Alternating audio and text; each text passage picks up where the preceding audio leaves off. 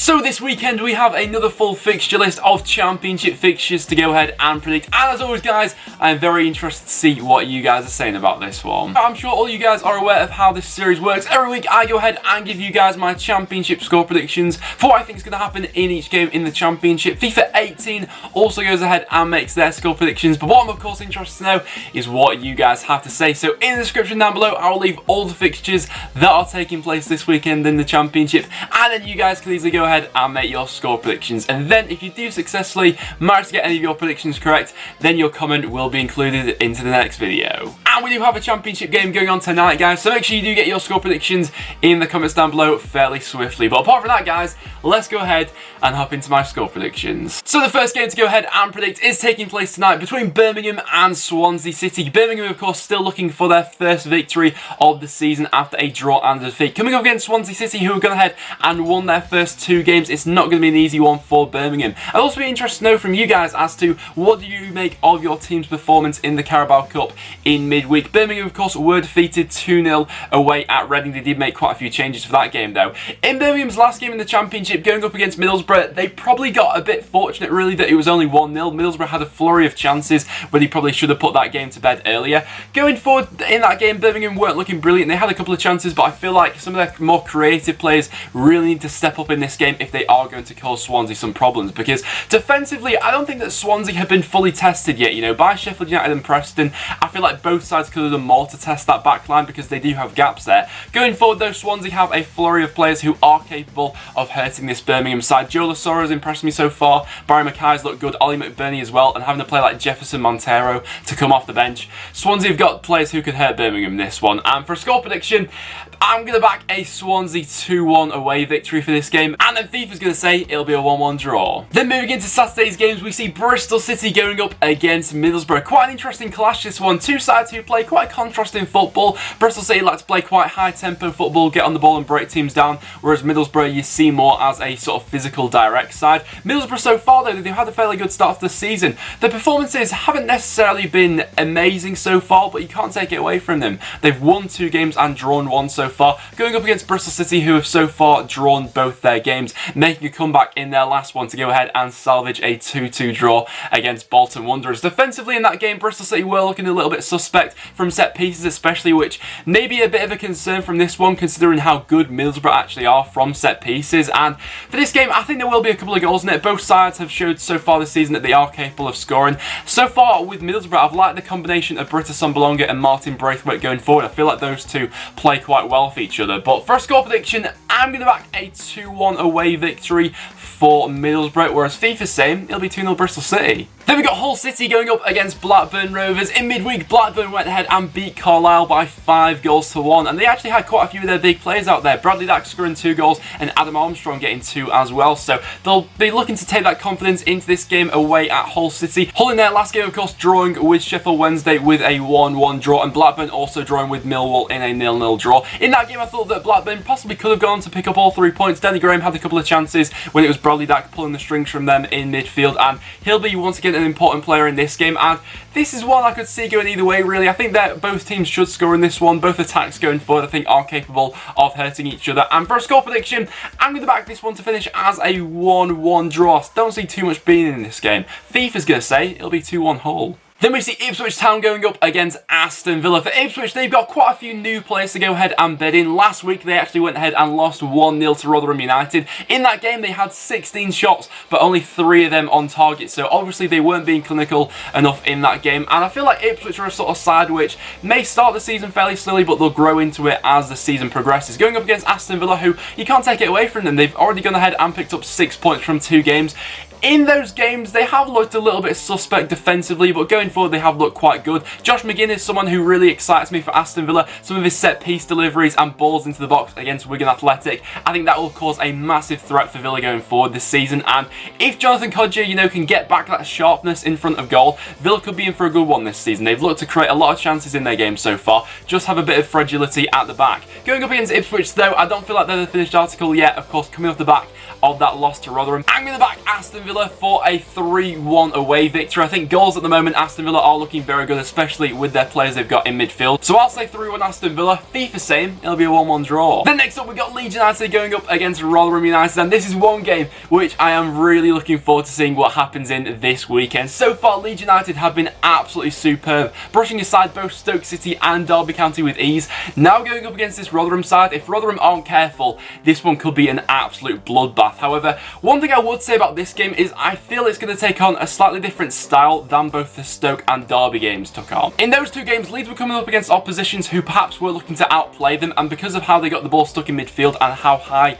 Leeds were pressing, it worked quite well for them. They sort of played into Leeds' hands. For this game though, I feel like Rotherham are just going to sit back, look to nullify Leeds, and they won't be that expressive going forward. You know, they'll look to get a goal from a set piece or on a counter attack, and for that reason, if Rotherham do manage to suffocate this Leeds side, just sit back, not let them in behind, Leeds could be in for a frustrating afternoon. But after seeing how they tried to do that against Brentford and it didn't really work for them, I feel like Leeds will get an early goal and then the floodgates will just open from there. So for this game, I'm going to go ahead and back Leeds United for a 5-0 home victory, whereas FIFA same, it'll be 2-0 Leeds. Then we've got Millwall going up against Derby County. Derby are just going to want to forget about that Leeds game, put it behind them, but it's not going to be an easy one to go ahead and bounce back, going to the Den away at Millwall. So far, Millwall have gone ahead and drawn their first 2 games in the Championship. They got quite unlucky against Middlesbrough, but in the game against Blackburn Rovers, perhaps they got a bit lucky to go ahead and get a point from that win in the end. Jordan Archer popping up with some huge saves for them, and last season, you know, he had his fair share of critics, rightly so as well, but this season so far, Jordan Archer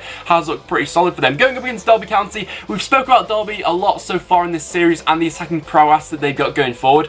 In their opening 2 games, we've not really seen that from them so far. Of course, Tom Lawrence scoring 2 goals in fairness to him, but I'd like to see a bit more free-flowing football from Derby going forward in this one. Mason Mount is someone who I really like the look of. I think that he has the potential to do a lot for Derby this season and cause this Millwall side some problems. But for a score prediction, I'm going to say this one will finish as a 1-1 draw. I see both sides cancelling each other out. Derby aren't going to want to put too much on the line, as they're going to want to bounce back from that awful horror show they had against Leeds United. So I'll say 1-1, FIFA same, 2-1 Derby. Coming up next, we then got Reading going up against Bolton Wanderers. Bolton being a side who have surprised quite a lot of people so far with how they've handled themselves, going ahead and beating West Brom and then drawing with Bristol City in a game where perhaps they should have gone on to win, really, as they were 2-0 up in that game, going ahead and drawing it 2-2 in the end. Going up against a side like Reading, who so far have lost their opening 2 fixtures, although they have been fairly unlucky in both games, losing to Derby County and Nottingham Forest by just a 1-goal margin. This is a game where they're going up against a side like Bolton, who aren't really, you know, on that calibre of the teams who they played so far. So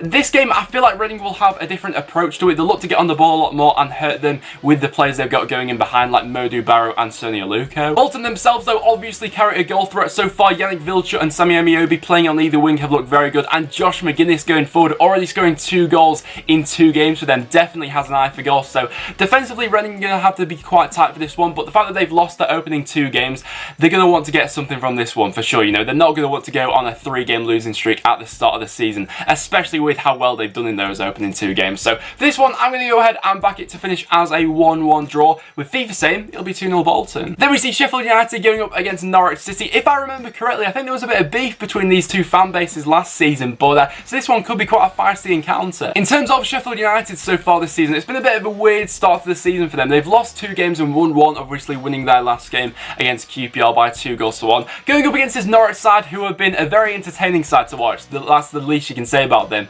Drawing 2-2 and then losing 4-3 against West Brom. The standout play for Norwich so far this season has, of course, been Onel Hernandez. His pace and drive going forward will definitely cause the Sheffield United defence a lot of problems, who so far haven't looked the most composed. You know, they've not kept a clean sheet so far. And this is the type of game which I feel like is on a bit of a knife edge, really. Either side can go ahead and win this. I don't feel like there's going to be an awful lot in it. Both sides are going to have chances. It's just going to be who's more clinical on their day. And I've got a gut feeling about Norwich walking away with a 2-1 away victory in this game. So I'm going to go ahead and back a Norwich away victory. Then we see West Brom going up against QPR. West Brom so far not being the most convincing. Obviously, in their last game, it was just a really turbulent game against Norwich, but they did manage to get the job done in the end with a 4-3 away victory. Going into this one, I feel like they'll be looking for a much more calmer game, defensively especially.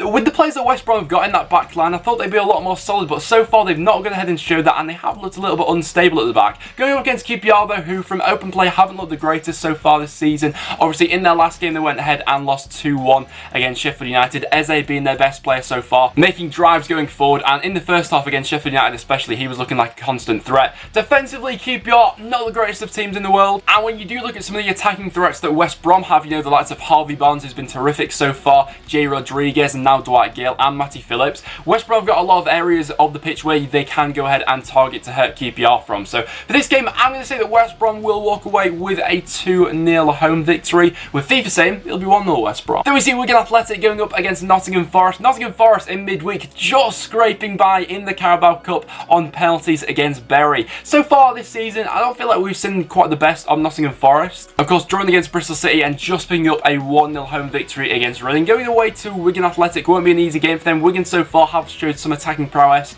going forward. They went ahead and put 3 goals past Sheffield Wednesday and 2 goals past Aston Villa. I think the midfield of Nottingham Forest has impressed me so far, you know, especially in that game against Reading. They were knocking the ball around quite well, but Lewis Grobban, perhaps the ball just hasn't fell for him in the right position so far. If he goes ahead and gets his head right, then the goals will fly in for Nottingham Forest, I'm sure. But it's going to take time for Nottingham Forest, you know. With all the new players that they brought in this season, it was never going to be an instant hit for them, really. So going away to Wigan Athletic is going to be a tough game for them, and I actually see it heading towards a draw. Wigan so far have impressed me. I don't think that Joe Garner's going to be fit for this game, but for this game, I am going to say that it will finish as a 1-1 draw, with FIFA saying it'll be 2-0 Wigan. Then, as the evening game on Saturday, we got my team Preston then going up against Stoke City, and so far Preston have won 1 and lost 1 in the league so far. So going up against Stoke, I feel like we'll give them a good game. Stoke so far in the Championship haven't really been all too convincing. They lost their opener to Leeds in the game where they were looking all over the place, and against Brentford they weren't really very convincing. You know, perhaps they got a bit lucky to go ahead